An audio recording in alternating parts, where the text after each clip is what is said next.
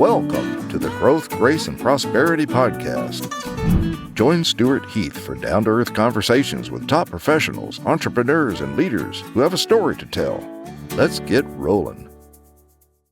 Hello, everyone. Welcome back for another episode of the Growth, Grace, and Prosperity Podcast. I'm your host, Stewart Heath, founder and CEO of Harvard Grace Capital. We're very blessed today to have Dennis Spada as our guest today. We're going to learn all about his business journey. And Dennis, thank you so much for taking the time. Thank you. Appreciate it. Looking forward to it. Dennis, I tend to interview people, I like to say, of a certain age. Those of us who've perhaps had our teeth kicked in a time or two, and some bumps in the road by life and by business. And those are the stories we really want to get after.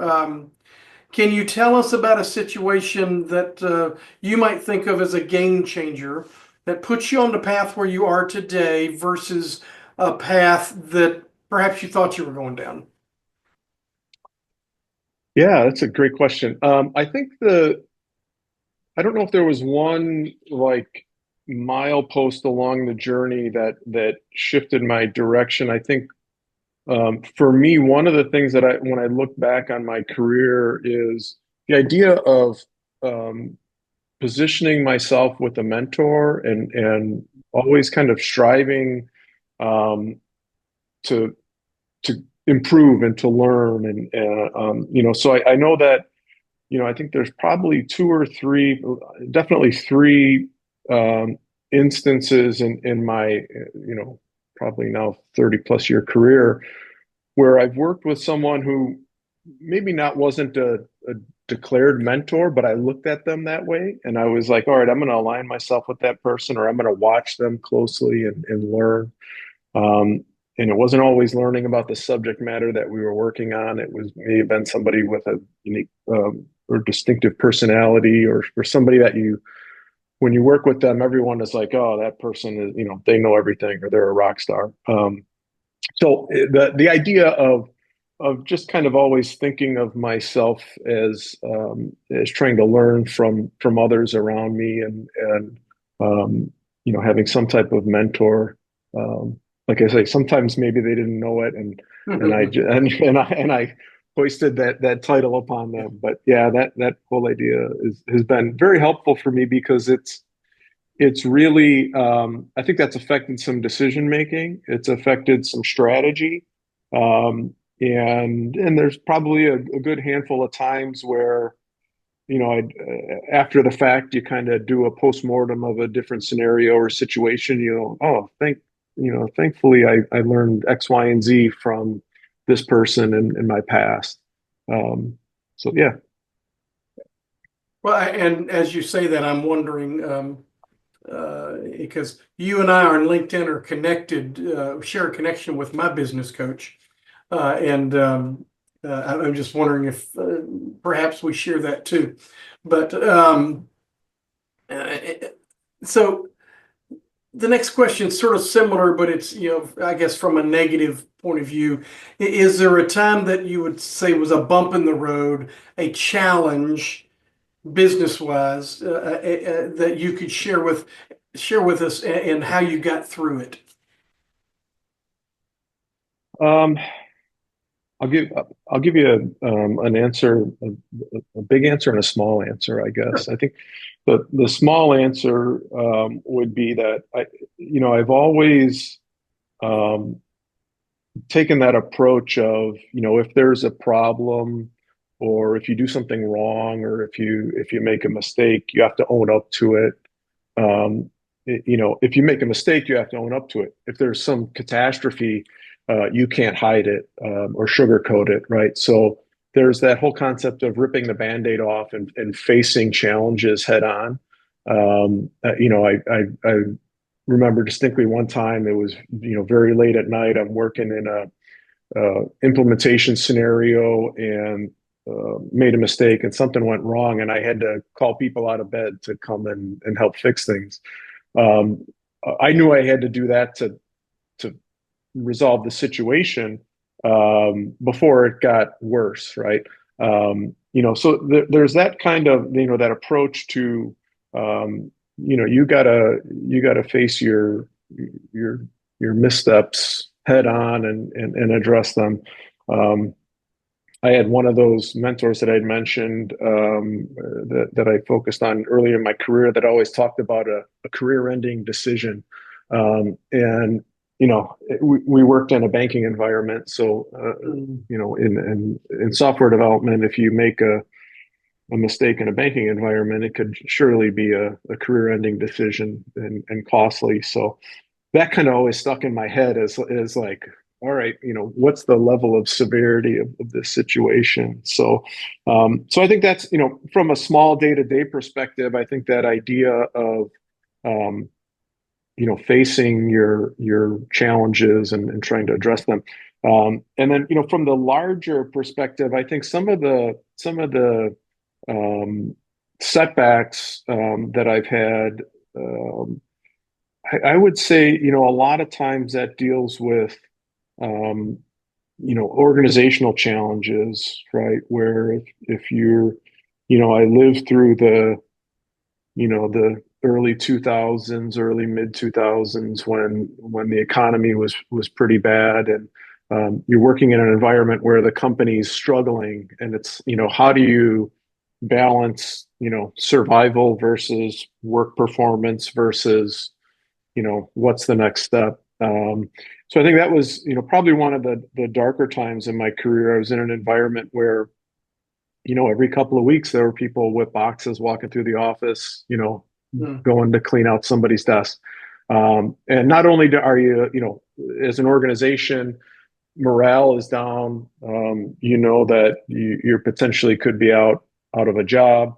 And then in those situations, when people start leaving, work has to still get done, and now they're piling more responsibility on you. So I think that was that particular chapter in my life was challenging, and I think it's, the for me it was a matter of trying to kind of get settled and understand how do you move forward. And I actually I positioned myself, the whole, I guess the saying that some people say, work yourself into a job that, um, that they can't fire you from, or make yourself unfireable, which kind of goes against the whole idea of like, hey, nobody's irreplaceable. But for me, it was just a matter of how can I add value to sustain my existence here while I kind of find out what happens beyond that. So um, I think it was a scenario where some of my coworkers in that situation kind of gave up, and they were like, "All right, the place is burning down. I'm jumping ship." And in that scenario, I was, one of the very last. I joke around, but it was a 3-year period, and I survived 7 rifts, not 8, but 7. Right, right. So, but it was, and it was. I guess that's when I look back at it, it was one of those things where, I was prepared at that point, right? And it Yeah. was I was kind of fine with it, but I was also trying to have a little bit of, um, I guess I don't want to say accountability, but I wanted to kind of prove myself that I could stick with this situation even though it was challenging. Were you disappointed when you didn't survive the eighth? No, not at all. Not at all. Because I had plenty of time to kind of rationalize that and prepare. It's the ones that, when you're in the first round, it's tough because it's a surprise, and you have to turn around and go figure out what your next chapter is. And I hadn't completely laid the groundwork for my next transition, but I was very well prepared for it. Yeah. Yeah, a lot of the business leaders that we talk to here, when we talk about that bump in the road, many, many, many, many times they got laid off, Mhm. and which led to, you know, their greatest career adventure, at that point. So anyway, I was just curious, Yeah. what Yeah. did you do after that particular um, episode? In terms of next chapter. Yeah, after you, yeah, what was the next thing you did after you got laid off in that eighth round you mentioned? So, Oh, I had already, kind of laid the groundwork and started to network and talk to some people. So I had a number of options. And ultimately the next place that I went to kind of fell into place relatively easily because I had kind of prepared for it. So I think it wasn't as traumatic. It was kind of like, okay, now, I've got some plan in place. Now let's work the plan and go from there. So yeah, and I think it was like I said, I think the getting Rift and transitioning into my next chapter was not the tough part or the downturn. It was the emotional survival of the previous seven of how long should I stick around? Can I, I think part of it was I looked at it as a challenge to see if I could come out on the other side, right, and make things work. Um, and obviously it didn't work out, and I was pretty grateful for the transition. And like you said, you move on to bigger and better things. I think there's always if you're doing something different or making a change, there's always some excitement in that, and it's always good to kind of make some transitions there. um, Dennis, one of the things we like to ask our business leaders, and they all tend to be lifelong learners, constantly hungry. And how do you go about staying current and continuing to acquire the knowledge you need to be at the top of your game? Um, uh, the how is there's so many ways that you're able to do that. There's so many resources now, especially with technology.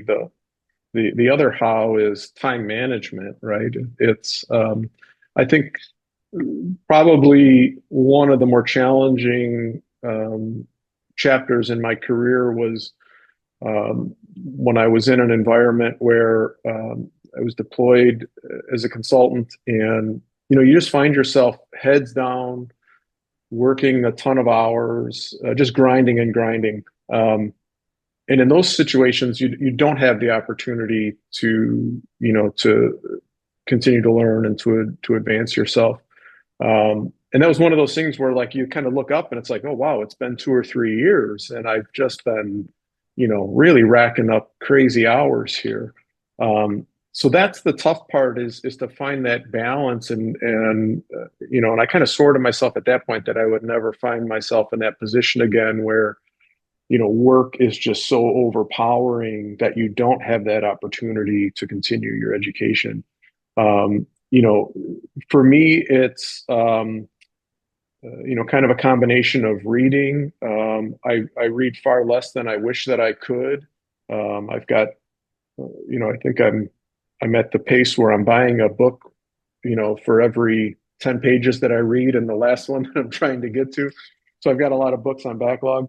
Obviously, a lot of podcasts and AI has been a huge tool for me. I've probably turned to AI more than anything now in terms of education. Um, in a variety of ways, just kind of, you can sit there and go down the rabbit hole and ask a ton of questions. And, there's a lot to digest if you want to kind of train yourself through various means using AI. Yeah. Is that primarily Chat GPT, or are you using some of the others as well? I try to spread that. It's probably primarily ChatGPT, but I try to use a number of other ones. I use Gemini and Copilot and Claude. Sometimes I'll do that test where you ask the same question to a couple different chats just to see what you get. Um, Other times it just depends on which one I've got a long thread in, and if it's got some memory there that it can reference back to. But yeah, those are the primary tools right now. It's quite amazing. I'm a member of a group, and people were kicking around, and this one lady in there who's just all about the AI. I don't know if she did this herself or if she subscribed to it, um, but there's an AI that's based on everything Warren Buffett's ever written or said or whatever. And so when she's got a question, all right, I'm going to ask Warren Buffett. It's all, I think it's all built in Chat GPT, Hmm. but you're talking to that particular bot, I guess it is. Yeah. And there were several others people we would have heard of, and it's like, wow. I mean, I really love to be able to ask the AI Warren, and then ask Warren himself to see if he agreed Yeah. with that. Yeah. And even us, we're in the process of building our in my voice for everything Hmm. every podcast I've been on, everything I've ever said, written, posted, social media. It's like it's going to be the most boring one in the world, but it'll No. help me generate content faster, I hope. So, Yeah, uh, it's going to be interesting to see where AI takes us. Um, I've kind of been on, for us, at Seneca Global, we do software development and product development services. And I'm involved in all aspects of that, delivery of our services, sales and marketing, and I handle a lot of the contract negotiations.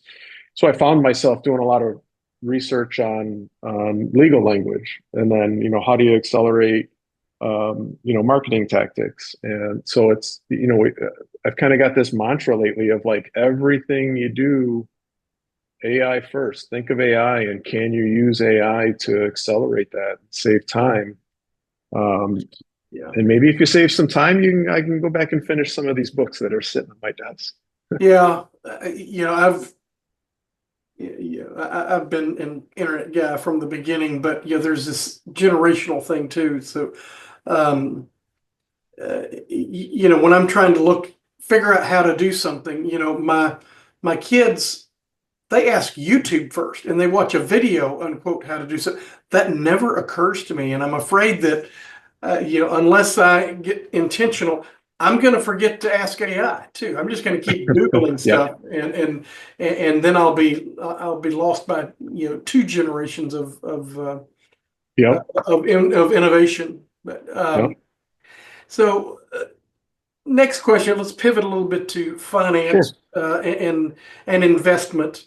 Um, Love to ask our successful business leaders that we come in, and we're not asking for dollar amounts or account numbers or anything, but we love to figure out how you deploy your personal investable cash.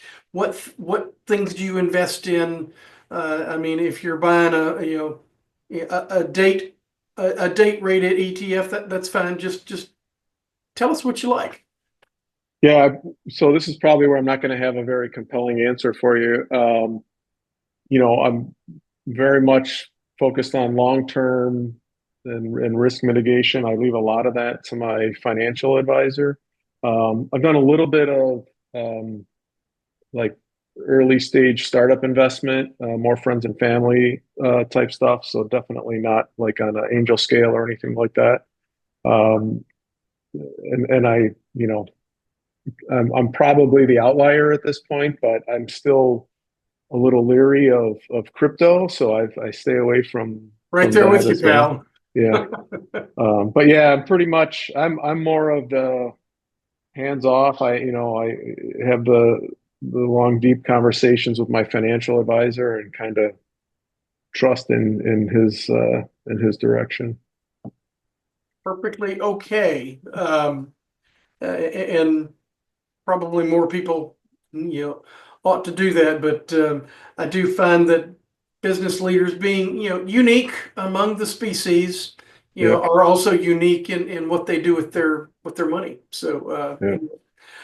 well, come to a close here, Dennis. One final question is, if you were mentoring someone or someone just wanted to follow in your footsteps, what one piece of advice would you give them?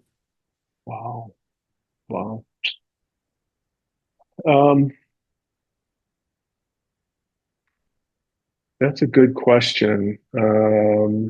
One piece of advice. What I find as I try and vamp for some time to figure out a good answer. I find myself, I do enjoy talking with younger folks, and I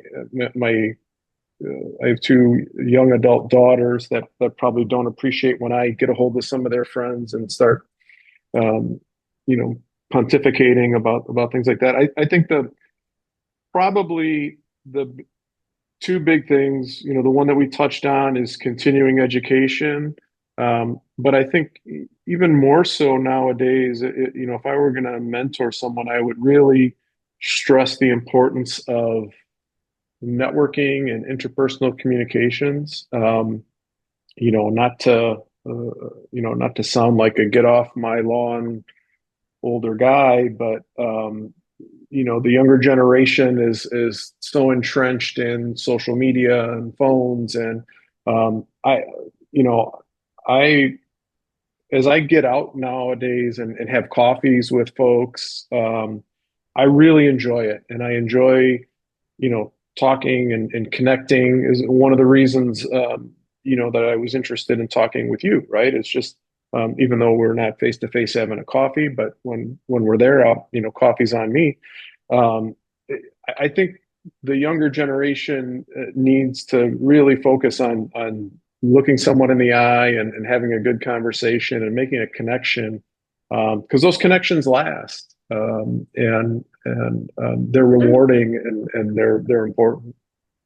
I agree. You spend time with somebody and you invest a little bit of time in them, and people remember that. And it used to be the only thing that we knew how to do.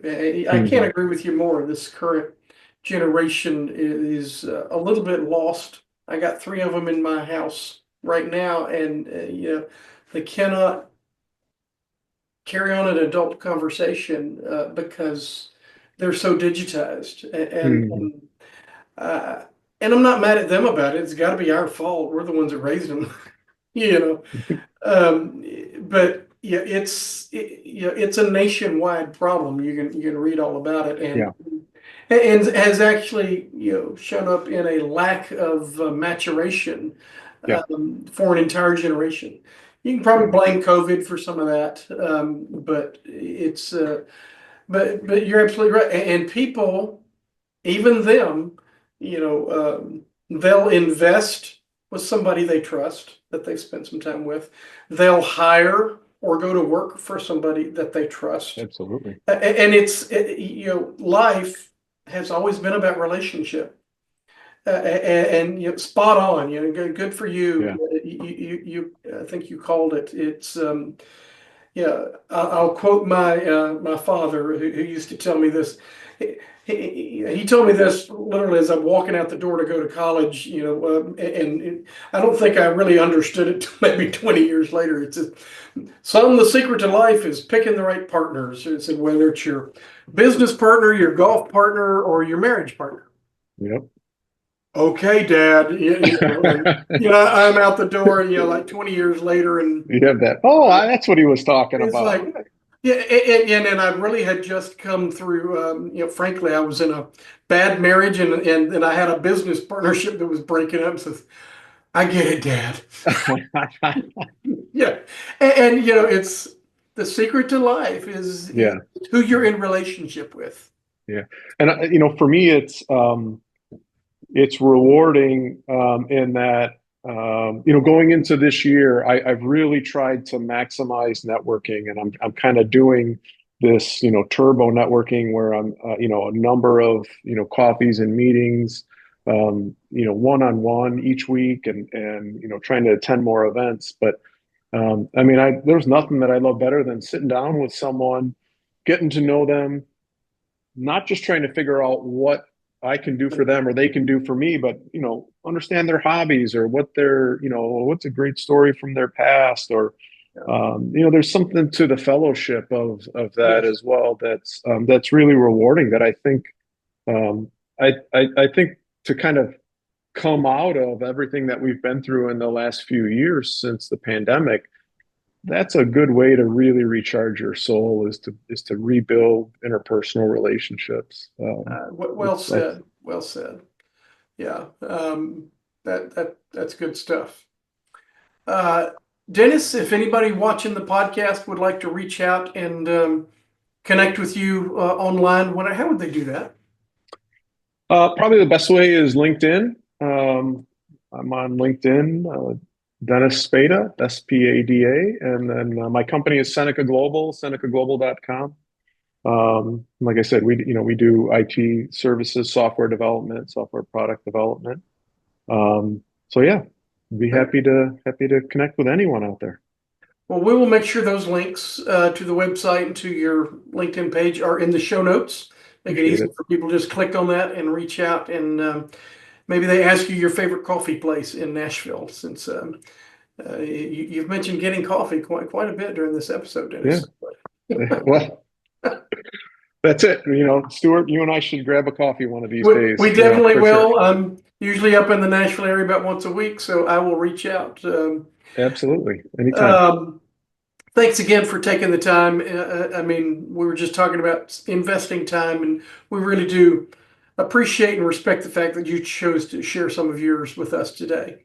I enjoyed it. Thank you so much for the opportunity. And to the audience, thanks for watching this episode of the Growth, Grace, and Prosperity podcast. And be sure to look out for our next one. Thanks a lot, everybody. Thanks for tuning in to the Growth, Grace, and Prosperity podcast. If you'd like to be a guest, visit growthgraceprosperity.com/guest. We'd love to hear your story.